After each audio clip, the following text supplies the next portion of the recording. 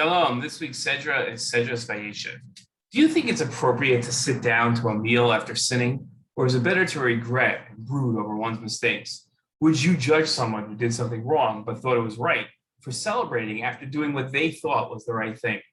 In this week's Torah portion, we read about Yosef's brothers sitting down for just that kind of meal. In this week's Torah portion, Joseph's brothers sat down for a meal at a strange time.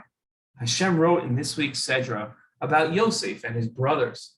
When Yosef told his brothers about his dreams, they responded, "Do you mean to rule over us?" And they hated him even more for his talk about his dreams. They saw him from afar, and before he came close to them, they conspired to kill him. They said to one another, "Here comes that dreamer. Come now, let us kill him and throw him into one of the pits, and we can say, 'A savage beast devoured him.' We shall see what comes of his dreams." Hashem continued in his telling of this week's Sedra and writing, when Yosef came up to his brothers, they stripped Yosef of his tunic, the ornamented tunic that he was wearing, and took him and cast him into the pit. The pit was empty. There was no water in it. They then sat down to a meal. Looking up, they saw a caravan of Ishmaelites coming from Gilead, their camels bearing gum, balm, and liniment to be taken to Egypt. Then Yehuda said to his brothers, "What do we gain by killing our brother and covering up his blood? Come, let us sell him to the Ishmaelites, but let us not do away with him ourselves. After all, he's our brother, our own flesh." And his brothers agreed. The Sforno noticed the brothers sat down to eat after throwing Yosef in the pit. The Sforno explained that they sat down to eat to demonstrate that what they had done was no crime in their eyes, or that the incident was not something that they should interfere with their regular meal. It was nothing. When righteous people become aware of having inadvertently committed a sin, they not only do not celebrate it by eating, but they impose a fast day or more upon themselves. The Sforno continued in his explanation. He said, if the brothers sat down to eat immediately after throwing Yosef into the pit, this is clear evidence that in their minds, they had certainly not committed any wrong.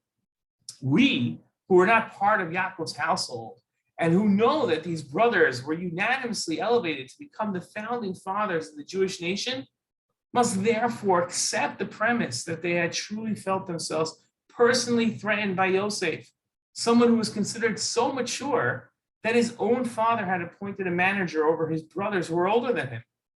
The brothers, though, had made strenuous efforts to put physical distance between themselves and Yosef in order to avoid any altercation.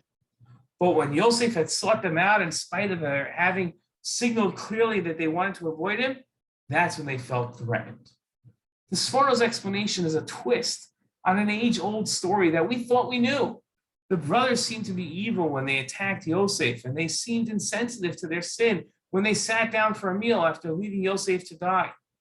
The Sforno explained their actions and revealed the level of dysfunctional, otherwise an unknown. Yosef had no intention of hurting his brothers, but his brothers didn't know Yosef's righteous intentions. In not communicating to his brothers what he was planning from his dreams, the brothers thought the worst of Yosef and allowed themselves to think it proper to kill him. They were so confident in their thinking, they allowed themselves to leave Yosef to die. And the lesson is clear. Communication among family is paramount. When family members don't communicate clearly, they can allow the worst to be considered, and dire consequences can result. A tremendous lesson from this week's Sedra. So much pain could have been avoided for the Jewish people, for Yosef and his brothers, had the brothers and Yosef just merely communicated in a more clear fashion. What an important lesson for all of us. Shabbat Shalom.